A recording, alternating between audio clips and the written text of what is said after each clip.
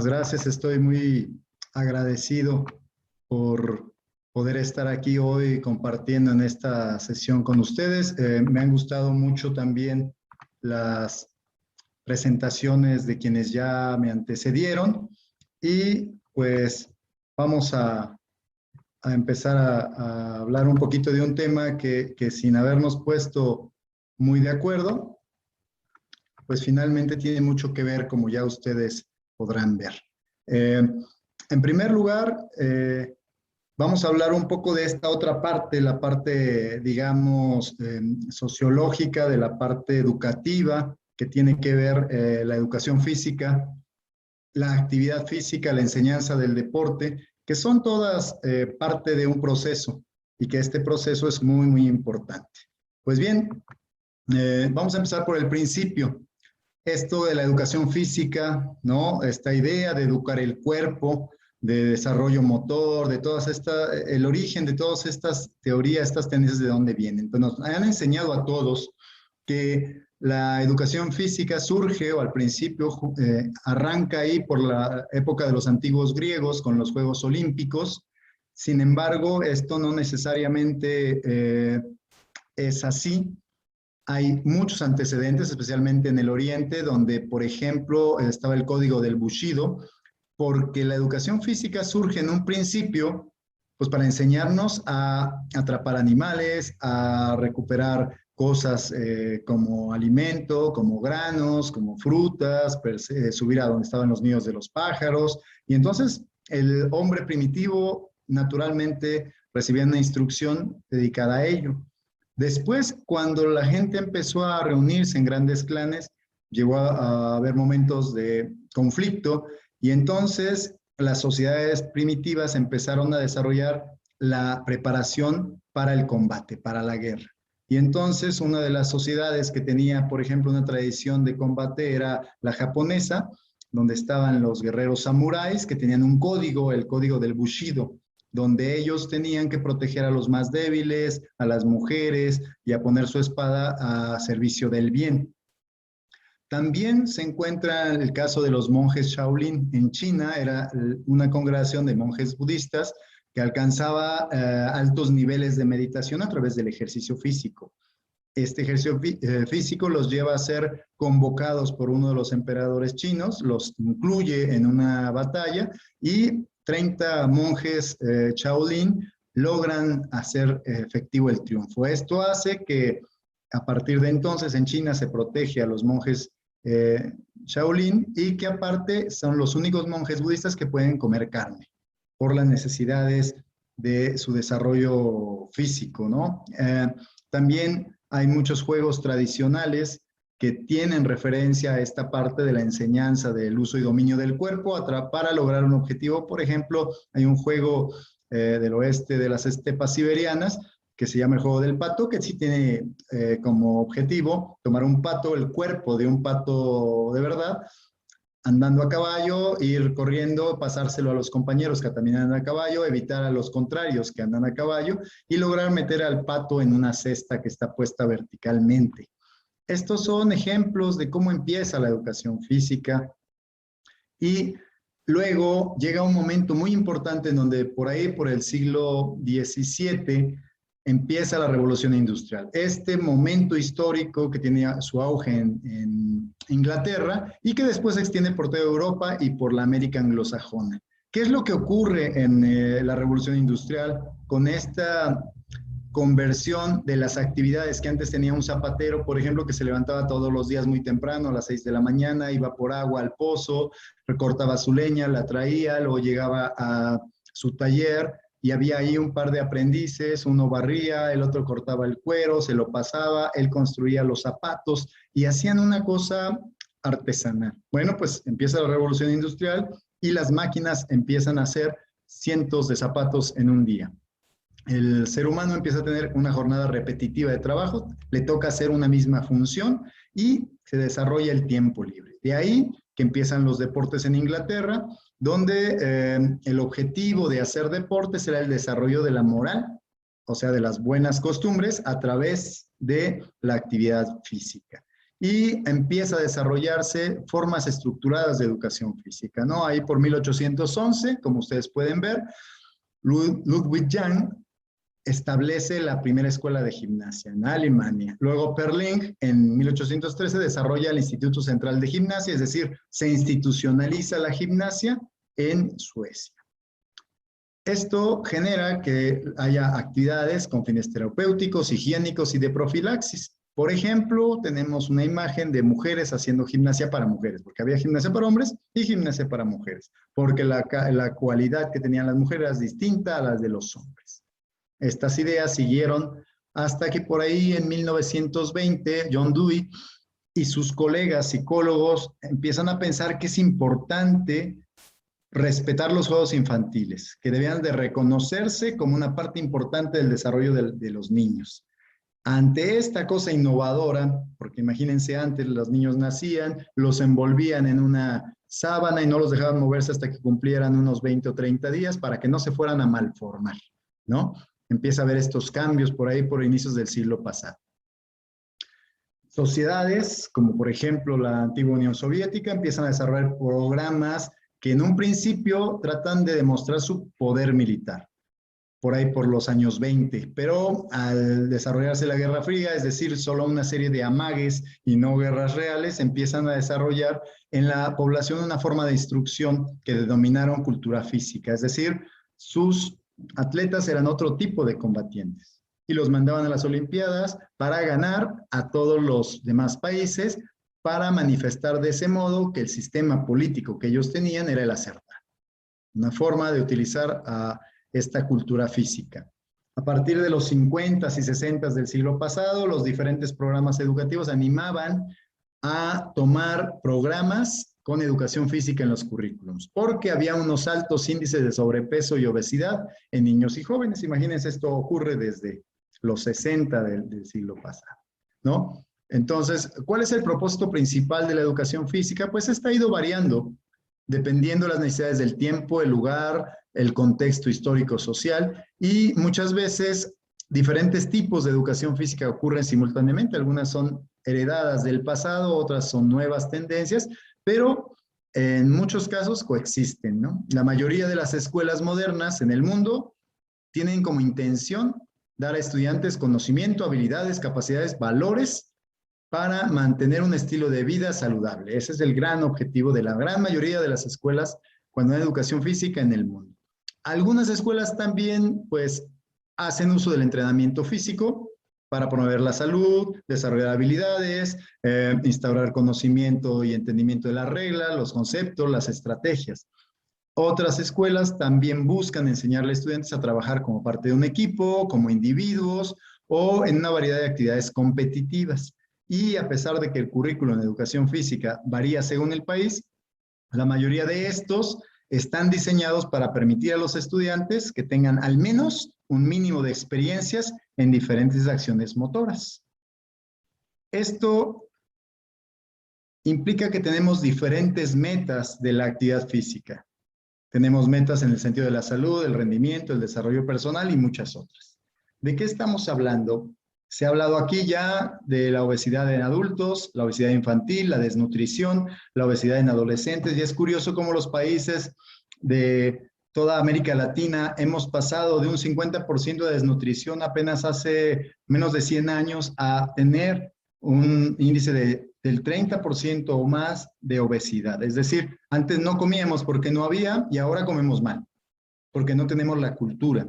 Pero también es cierto que algunos de los países, por ejemplo México, de donde soy yo, somos el segundo lugar mundial en obesidad de adultos, tenemos el primer lugar mundial infantil en obesidad y tenemos todavía un 7.25%, es decir, más de 8 millones, casi 9 millones de niños desnutridos. ¿Cómo es que esto pasa? En el mismo país de 130 millones de habitantes tenemos altos índices de obesidad y al mismo tiempo índices de desnutrición. Bueno, es que este problema es un problema multifactorial. Y bueno, 1 de cada 3 adolescentes entre 12 y 19 años en mi país tiene obesidad. Un buen índice, digamos, de baja obesidad, por ejemplo, son Corea y Japón, con 4%, y me di a la tarea de ver que en Costa Rica es el sexto lugar en Latinoamérica con mayor índice y porcentaje de obesidad, según los datos que publica la Organización Mundial de la Salud a través de las Naciones Unidas. Esto es muy interesante porque nos da un marco de referencia del cual ya han tocado antes mis predecesores. Bien, otro problema. Aquí son 2 sesiones, lo que escucho. Bueno, en México es una. Antes eran 2, pero alguien decidió que era muy caro eso y ahora es una sesión de 50 minutos. ¿Cuánto tiempo necesitamos para crear un hábito? Hay quien cree que un hábito necesita al menos 3 meses, diariamente, sin fallar. ¿Cuánto tiempo necesitas para generar condición física mínima? Una condición física que te permita pararte del sillón, ir a recoger las cosas de la despensa, cortar el pasto sin resollar. ¿Cuánto tiempo necesitas? Dicen que 3 meses, al menos.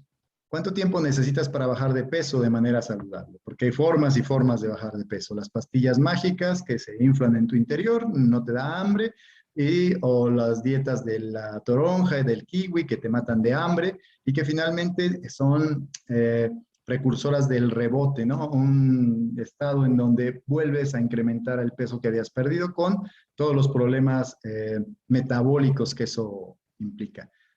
Bien, necesitas al menos 3 meses. ¿Cuánto tiempo necesitas para aprender? Bueno, algunas personas han pasado años y todavía no han aprendido algunas cosas. La educación física no va a cambiar, a menos que cambiemos cosas. Va a cambiar en el momento en que la multisesión de educación física como una condición básica sea la norma. Necesitamos tener tiempo para hacer lo que podemos hacer. Bien, hay otro punto muy importante, la conciencia y la responsabilidad. Si nuestros profesores no trabajan en grupo, no se consideran facilitadores y orientadores de los alumnos para alcanzar niveles de aprendizaje, si solo están haciendo lo que ahí dice que hay que hacer, es decir, cumplo el programa, obtengo lo que me dice ahí y me voy. Si no me involucro en la vida de los alumnos, lo que está pasando, no comparto ideas sobre cómo trabajo, lo que estoy haciendo, qué tipo de currículum, qué tipo de enseñanza, qué tipo de metodología son más adecuadas, lo que me funciona, lo que no me funciona, lo que ha pasado antes y que de un modo u otro me ha hecho aprender. Bueno, podemos estar a cargo de 400, 500, 600 o más alumnos, lo que hace imposible realmente cualquier intento honesto de una evaluación sistemática y metodológicamente correcta. ¿Sí? A menos que pases lista. Y esa sea la forma de saber si el niño estaba o no y por lo tanto estará aprendiendo. Porque asumo que sin duda estará aprendiendo. Bueno, existen muchos casos de éxito con actividades de educación física, de deportes, y lo que se ve en estos estudios es que el factor que está involucrado en esos casos de éxito es que el educador físico, el entrenador, decidió dar más tiempo, decidió preocuparse más, esforzarse más, poner más atención, y esto permitió avances significativos. O sea, no puedes dar clase si no quieres a los alumnos. Tienes que quererlos. Cuando los quieres te preocupan, cuando te preocupas haces algo y haces lo que puedes, pero siempre será más que si no te preocupas. Un ejemplo de ello es un libro que coordiné hace un par de años con 8 autores, 4 españoles, 4 mexicanos, y que pues les ofrezco aquí a todos los que están en esta presentación. Pueden utilizar su teléfono para leer el código QR, ya sea ahora o cuando vean la grabación, y este los redirigirá al Drive, donde está ubicado el PDF de ese libro. Es un libro que es gratuito, con la intención de mostrar algunas formas de que maestros del mundo han logrado trabajar desde la óptica de la copedagogía, es decir, una metodología de la cual hablaremos en un momento y que puede servirles a ustedes como un ejemplo de qué es lo que se puede trabajar y cómo pueden ser parte también de ese grupo que se llama el título Experiencias exitosas en educación física en la cooperación. Pues bien, entonces decíamos que si la actividad física, la educación física, la recreación y el deporte es salud, pues sí y no. En realidad, la relación de la salud física de la población tiene mucho que ver con la integración de lo corporal, con la profilaxis, con la higiene, con la recuperación, con la condición física general y otras cosas. Pero también hay elementos importantes que tienen que ver con la salud mental, la socialización, un estilo de vida saludable, con la autonomía y con los valores. Todas estas cosas son importantes también. O sea, a veces creemos que la idea es encasillar a la actividad física y decir que es parte de la salud. Es al revés. Es uno de múltiples campos en donde incide. Y esa es la salud, pero también son estos otros. La expresión corporal, la rehabilitación, la recreación, el deporte social, el ejercicio físico, los hábitos positivos, el ejercicio, la nutrición, la hidratación, la bioética, etcétera. Hay una serie de cosas que el ser humano tiene que saber, tiene que conocer y que algunos denominamos cultura física. Esto es un elemento, la salud, y es muy, muy importante. Y es a veces que las personas se confunden y piensan que si pueden justificar la educación física, el deporte, la recreación desde el ámbito de la salud, entonces ya habrá presupuesto y no habrá problema. Sí, a veces pasa, y a veces las autoridades solo entienden esta parte. Pero es en momentos como este, donde la pandemia, un virus que tiene un tipo de inteligencia diferente a la inteligencia que nosotros conocemos, ataca justamente a quienes.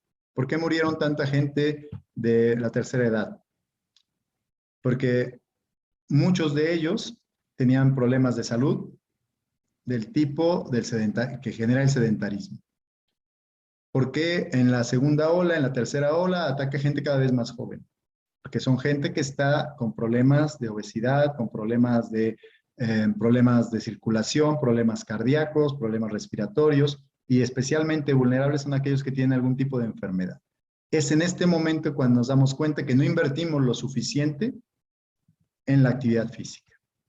En mi opinión, educación física es un proceso que hace uso de las ciencias, las técnicas y las tecnologías para enseñar a conocer, usar, cuidar, desarrollar, rehabilitar, readaptar y disfrutar nuestro cuerpo. Nosotros tenemos que saber qué tenemos, dónde lo tenemos y para qué nos sirve, para poder ser eficientes y utilizarlo adecuadamente en todos los ámbitos. Pero la educación física no lo hace sola. No es posible. Si creemos que hacemos deporte y porque hacemos deporte ya estamos dando valores, estamos perdidos. Si creemos porque tuvimos una clase con niños de, no sé, primer año de educación primaria, con niños pequeñitos de 6 años que se divirtieron mucho, se la pasaron muy bien, y yo creo que estoy dando valores, estoy equivocado. Tuve una clase y esa clase influye en ellos de una manera, pero también, sin darme cuenta, estoy generando esos valores. ¿Hacia dónde voy?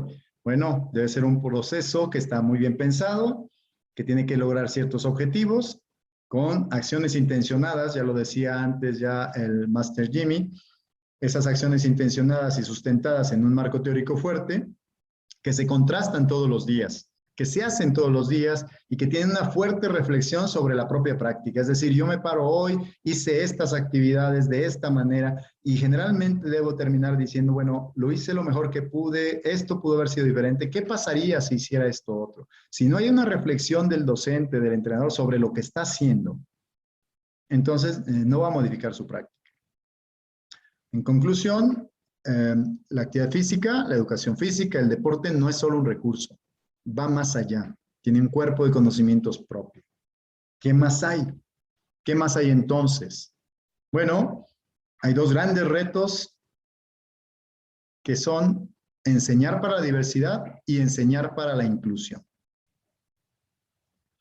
En Estados Unidos, en 1950, más o menos, poco antes, había un grupo de luchadores por los derechos civiles, especialmente gente de color, gente afroamericana.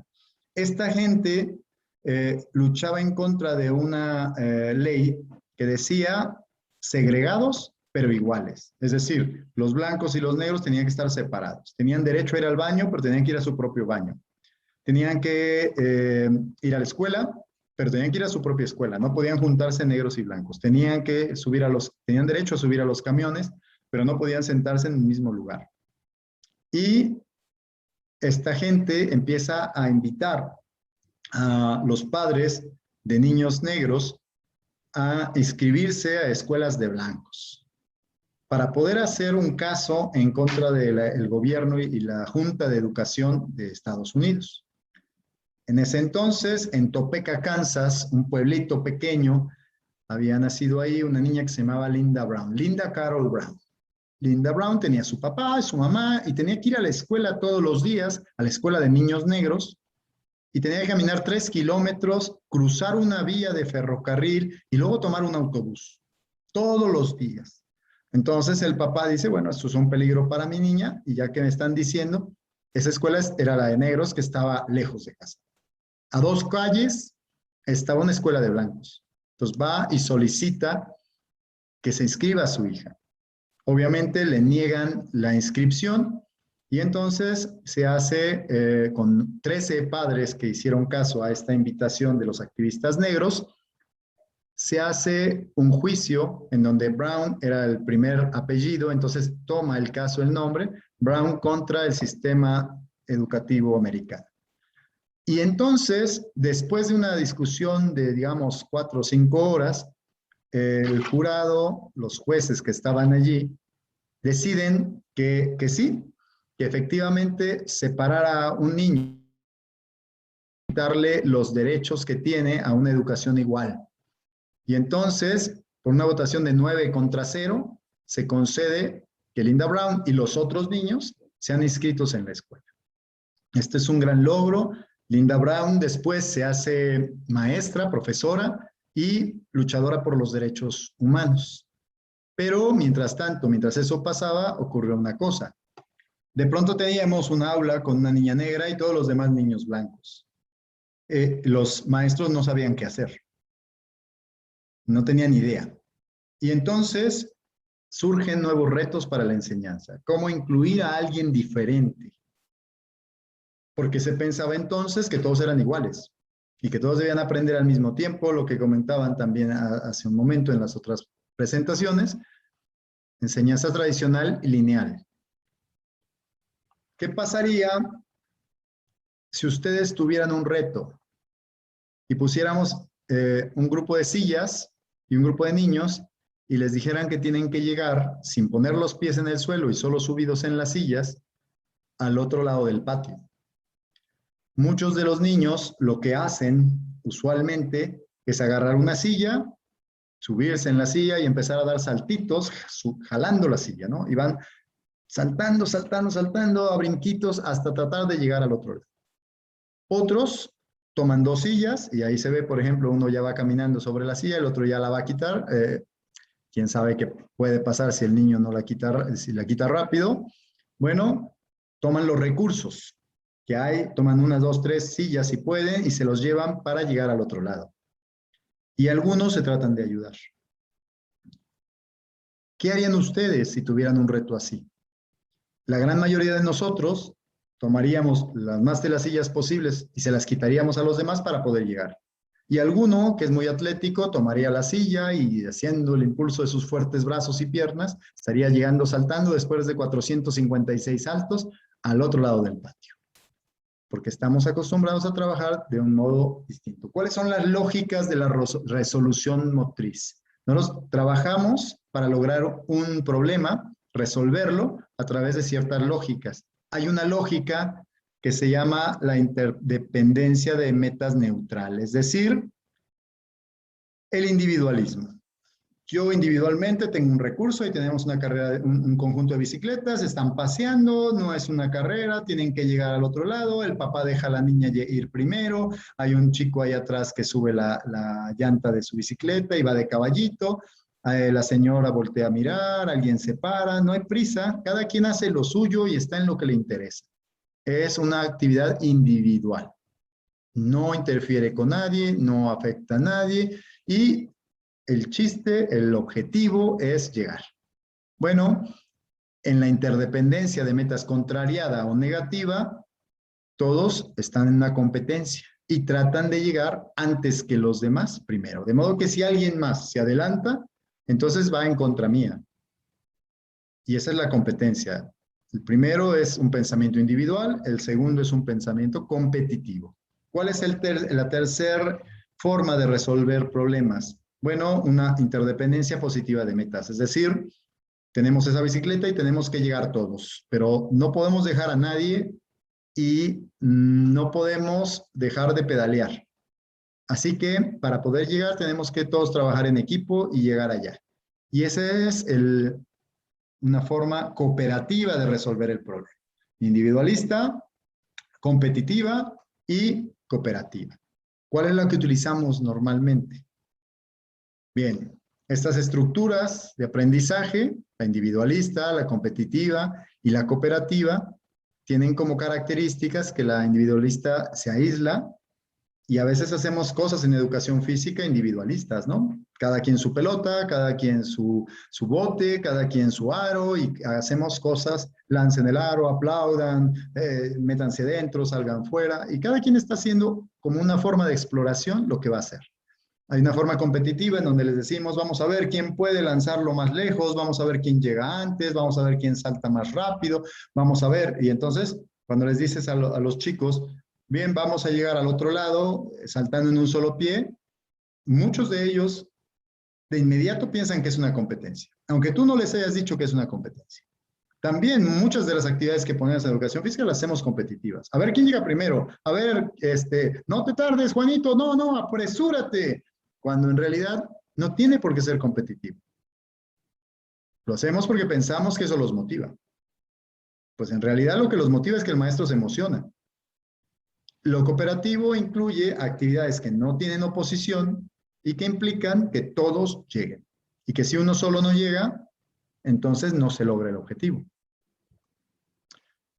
Estas metodologías basadas en estructuras de tipo competitivo o individualista, que era lo que conocían en ese entonces de la época de Linda Brown, y que aún les llamamos metodologías tradicionales de la educación física, metodologías verticales, donde el profesor dice qué se hace, cuándo se hace, cómo se hace, de qué manera se hace, cuántas veces se hace, de cuántas formas vamos a respirar, y cuando no podemos decir nada, donde el objetivo es tener el control del grupo, como si el control del grupo me permitiera decir que soy un buen o mal maestro, ¿no? Estas situaciones individualistas o competitivas, porque las atraemos de este mundo, pues básicamente estamos muy cerca de Estados Unidos, hay mucha competencia, se valora mucho a lo competitivo, se valora mucho la juventud, se valora mucho lo varonil, se valora mucho el recurso económico, se valora mucho, entonces tenemos que ser el bueno,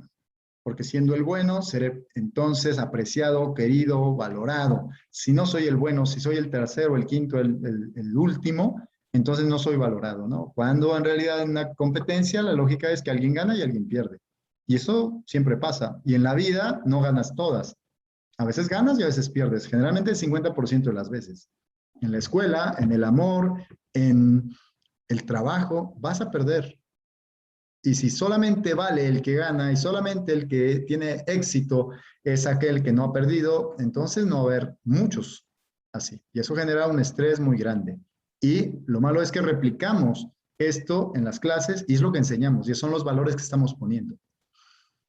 Lo que se conoce como aprendizaje cooperativo tiene que ver con esto, con que de pronto llega gente distinta.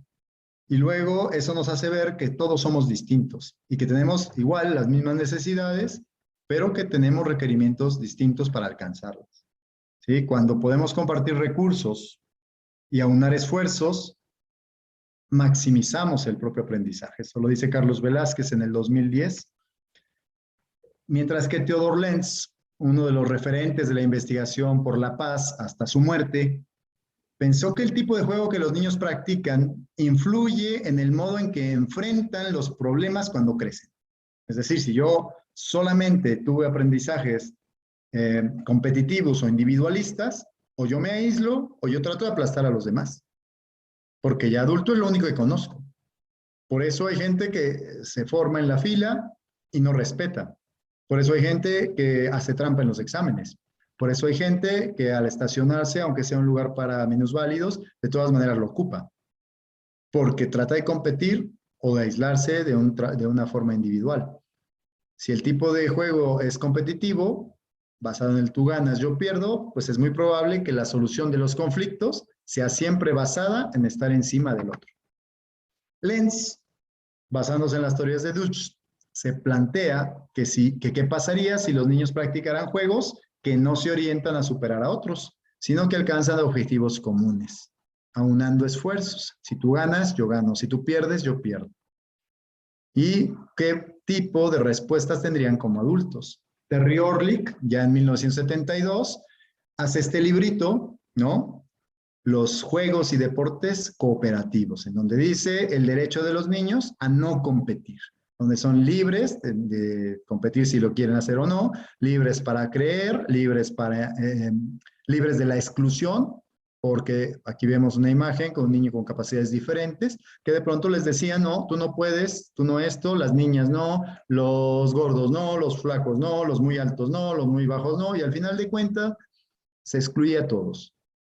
Libres para elegir y libres de agresiones. Porque nos quejamos también del bullying, y el bullying ¿en dónde está? En las escuelas, es donde está más el bullying. Y esto es porque la gente ve qué pasa y dice, mientras no me toca a mí, pues no es mi problema. Hay diferencias entre el juego cooperativo, el cual seguramente conocen, juegos que no implican ganar o perder, juegos donde no hay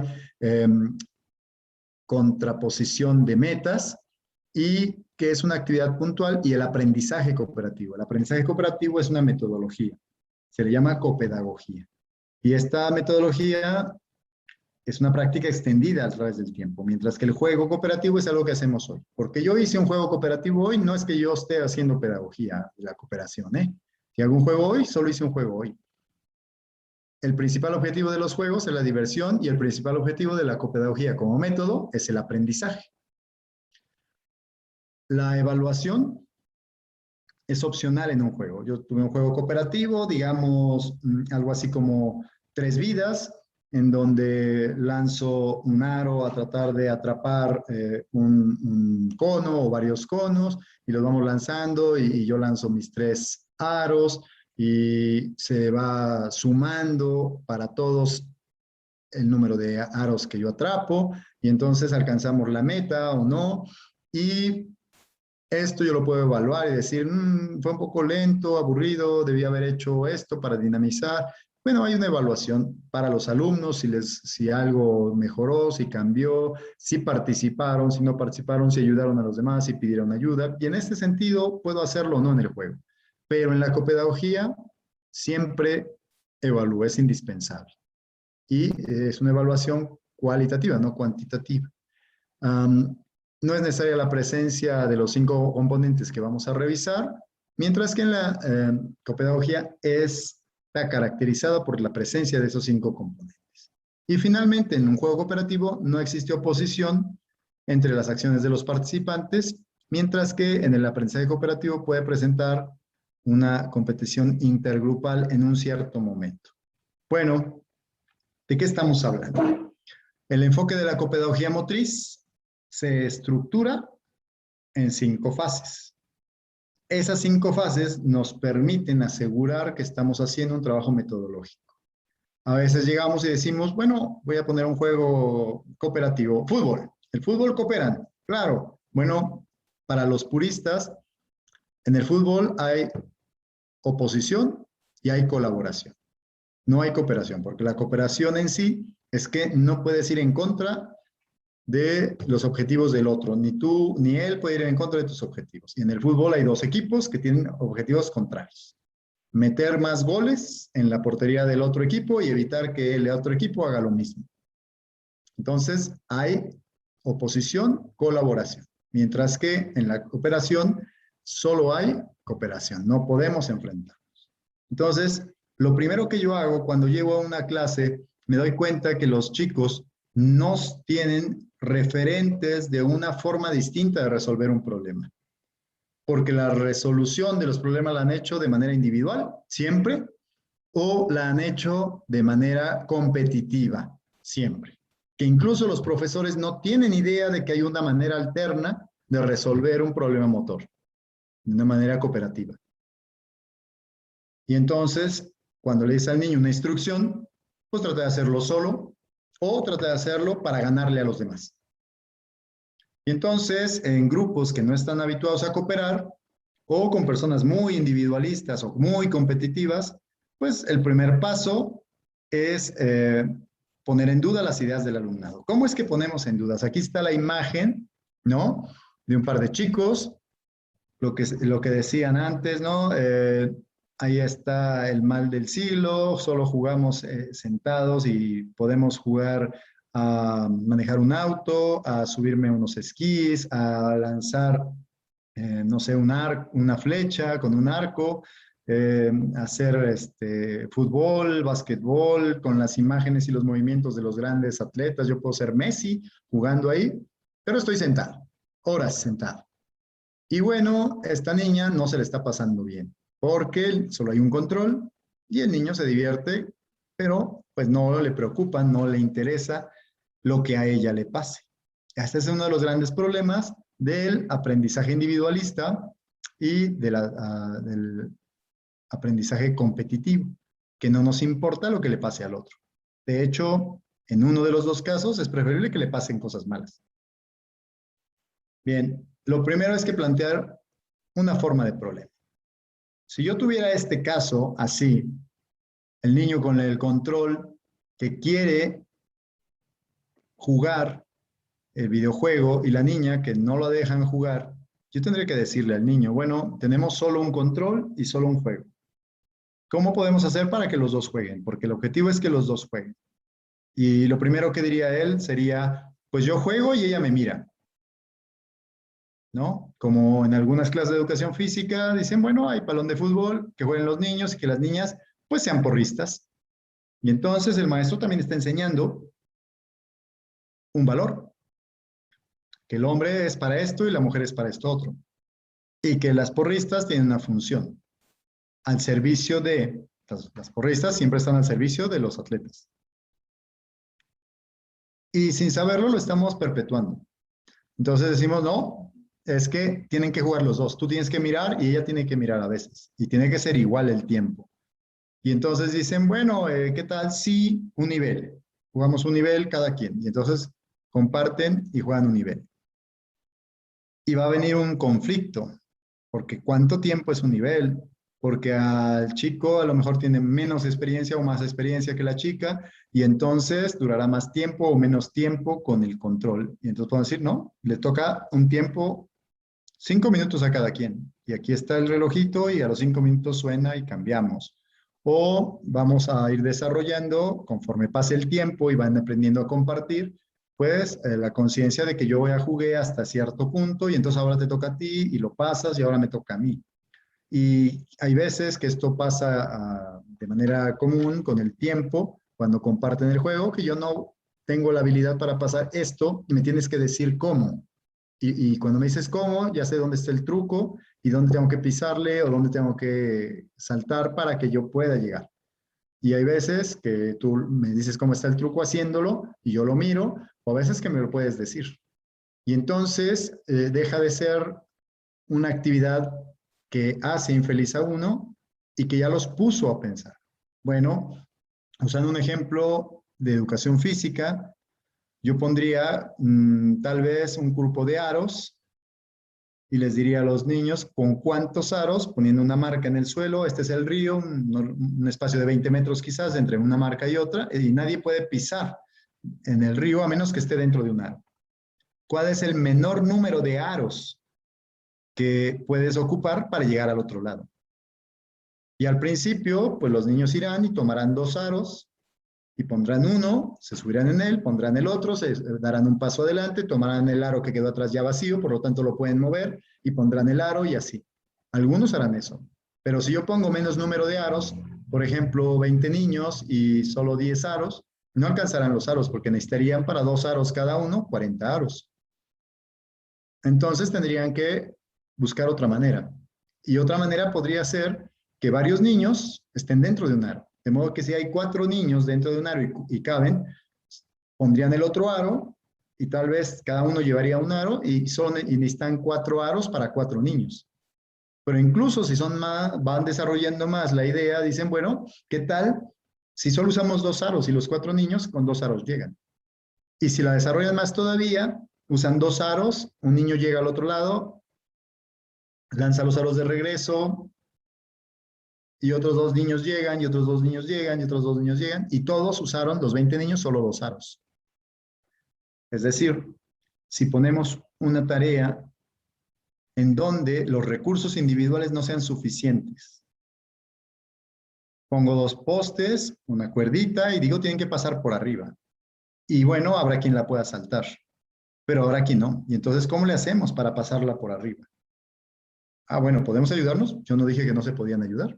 Se ayudan y entonces van pasando todos hasta que finalmente logran pasar de una u otra manera por encima de la cuerdita.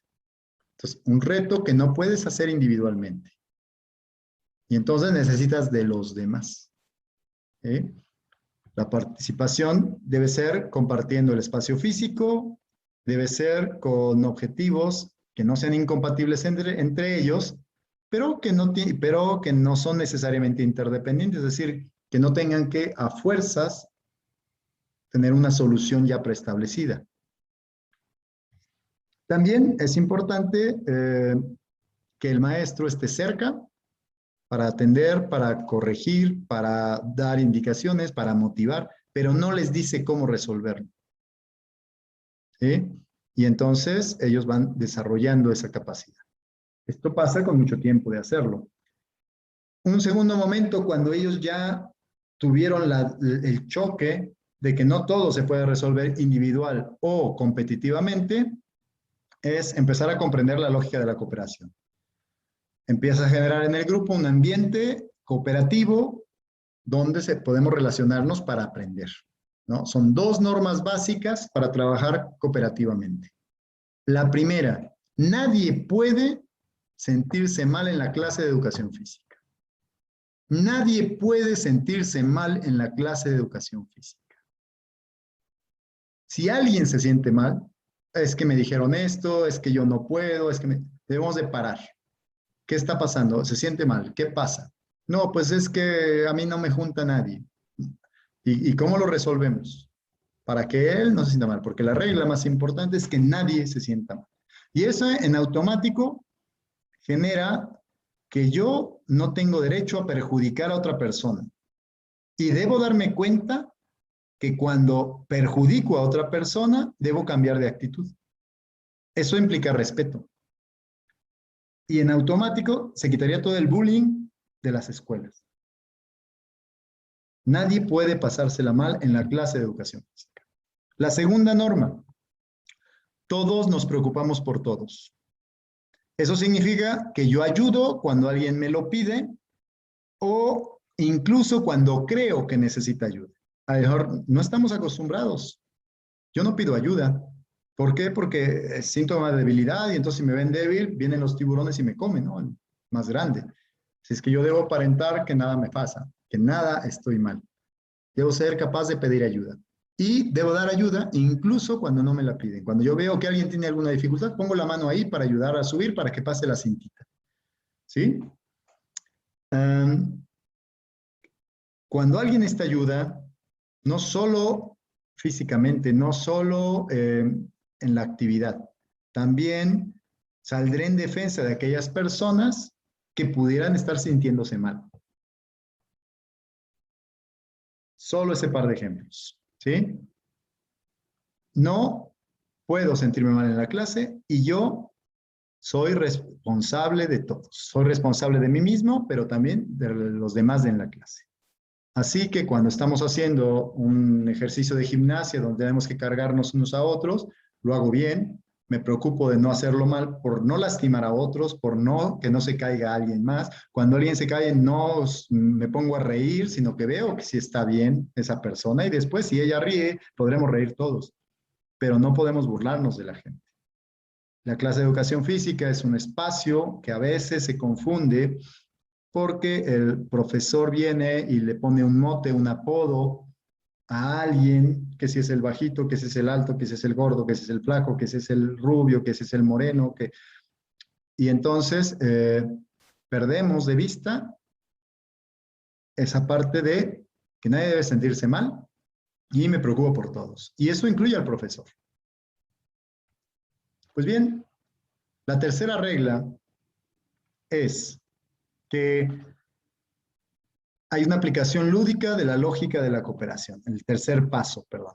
Y ese tercer paso es que empezamos a hacer cosas como, por ejemplo, en estas imágenes donde se les ha dado un pedazo de papel, los equipos están encima del pedazo de papel y tienen que llegar a otro lado sin bajarse, y si alguien pone un pie en el suelo sin estar sobre el papel, entonces tienen que empezar de nuevo, y si alguien lo hace, dice, ah, perdón, fallé, y vamos a empezar de nuevo. No es que baja el pie y dice, ah, nadie me vio, y lo vuelve a meter, porque para el caso, pues si baja el pie, pues que baje todo el cuerpo, si va a hacer trampa, que la haga todo completa, porque a final de cuentas, de lo que se trata, no es de llegar, no es de que yo no falle, se trata de cumplir con esas reglas y resolver el problema.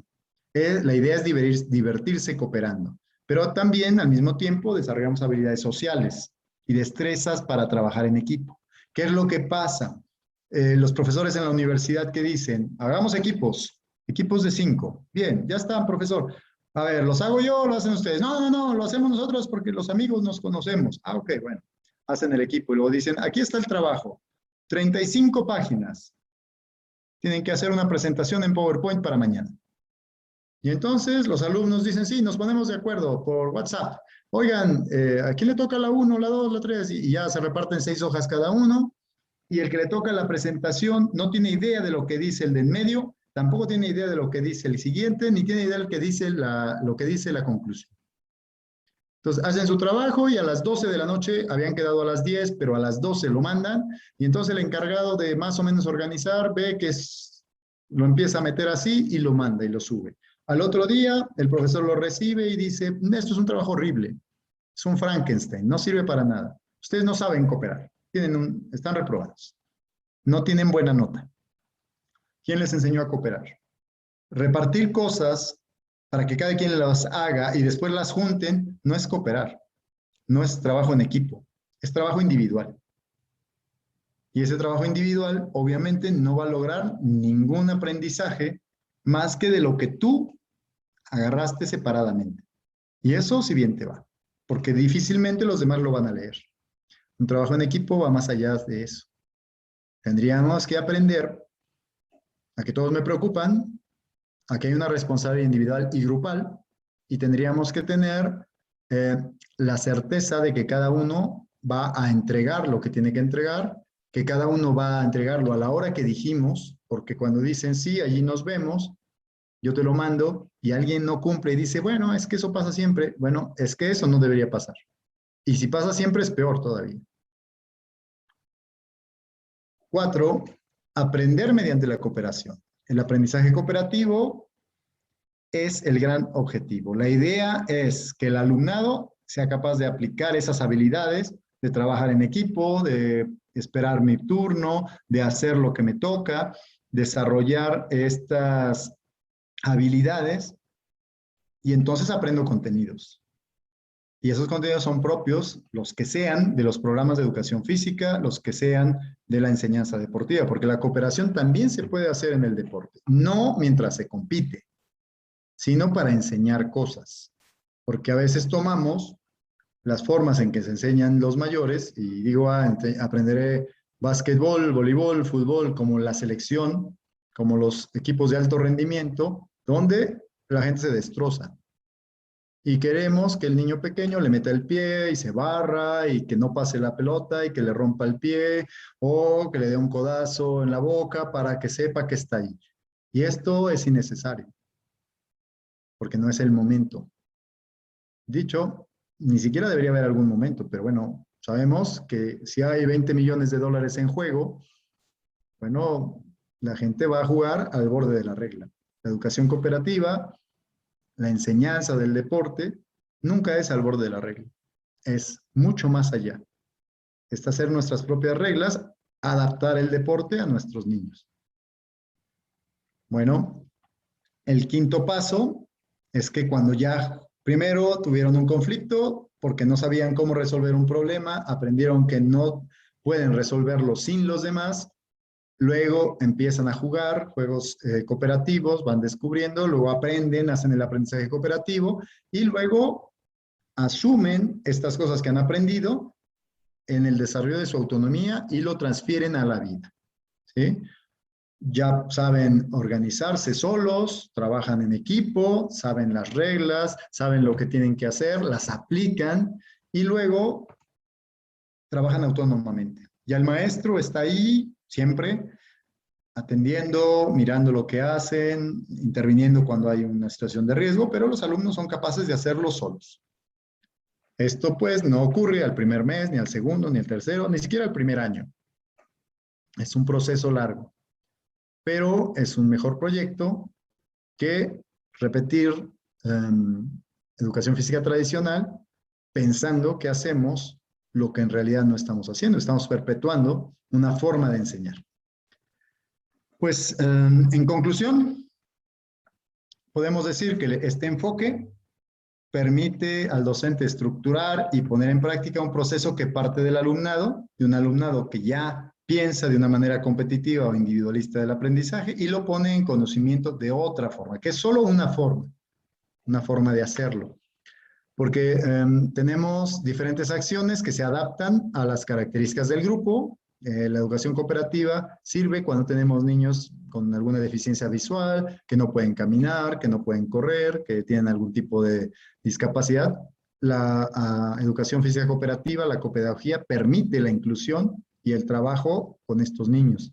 Con base a los 5 niveles, nosotros conducimos progresivamente a dicho grupo para organizarse, trabajar en equipo y ir dependiendo cada vez menos del profesor. Y en definitiva, es decir, es un aprendizaje horizontal, no es vertical. No te digo qué haces, cómo lo haces, cuándo lo haces. Yo pongo escenarios. Entre más eres autónomo, menos tengo control de esos escenarios.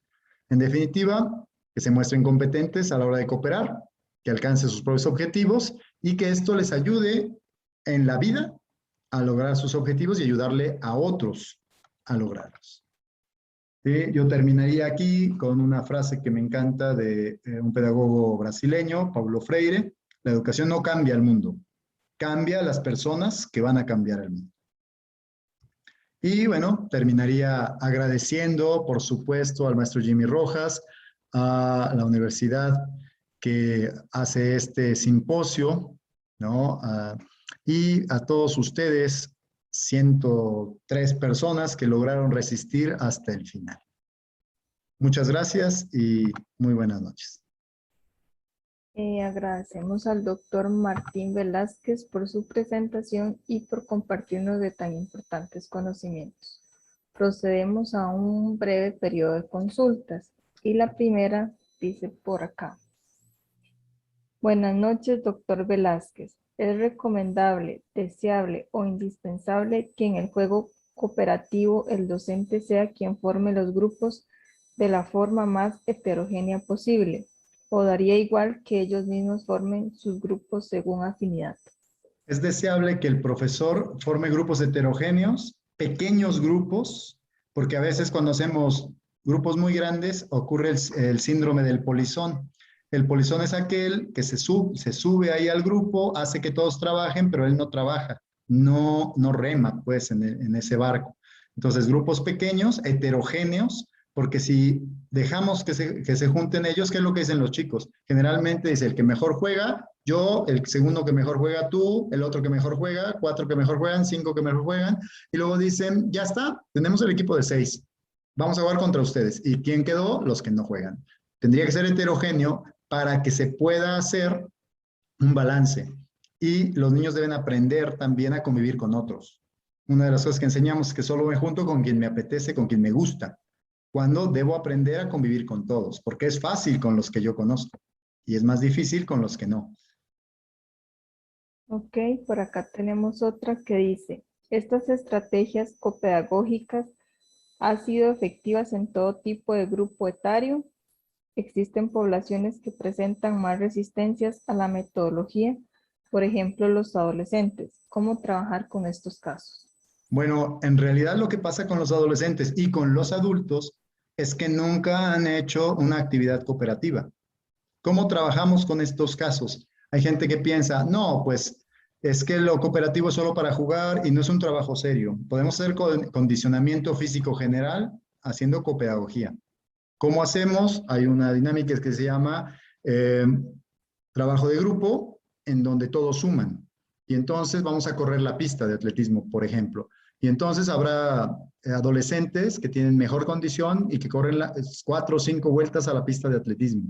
Mientras que hay algunos que corren media vuelta. ¿Qué es lo que hacemos? Formamos grupos y les decimos, la meta es, por ejemplo, no sé, 2 kilómetros. Y eso significa que vamos a tener que correr el número de vueltas, cada vuelta a la pista son 400 metros, son más o menos 12 vueltas, y entonces, ¿cómo logramos que hagan las 12 vueltas? Hay un chico que correrá 2, 3 vueltas, se para porque ya se cansó, entonces alguien corre solamente una recta, que son 100 metros, y ya no puede más, entonces alguien más le ayuda, y entonces vamos sumando con el equipo el número de kilómetros que yo les pedí, que fueron 4. ¿Cuánto tiempo hicieron? ¿Cuántos metros corrieron? Y luego al día siguiente trabajamos igual. Ahora hicimos ayer 4 kilómetros o 3 kilómetros o 1 kilómetro o 10 minutos. Vamos a aumentar. ¿Cuánto crees que puedes aumentar? Ah, podemos aumentar 5 kilómetros más. Bueno, eso es real. Lo hacen y habrá quien se esfuerce más, quien se esfuerce menos, pero podrá ser condición. Solo que debemos elegir las actividades adecuadamente. Porque muchos de los chicos lo que quieren es competir, porque además en la adolescencia lo que tratan es establecer su identidad. Los varones empiezan a ser más musculosos, más peludos, más atrevidos. Las chicas empiezan a tener ciertas características sexuales secundarias que se desarrollan y entonces el estereotipo a veces también nos marca. Entonces yo quiero competir, yo no quiero competir porque si sudo me despeino y no me quiero despeinar. Bueno, tendríamos que ir trabajando en muchos de esos aspectos y entendiendo por qué a veces no quieren hacer estas actividades. Pero sí debemos mostrarles que una actividad física cooperativa no tiene por qué ser menos exigente físicamente que una competitiva.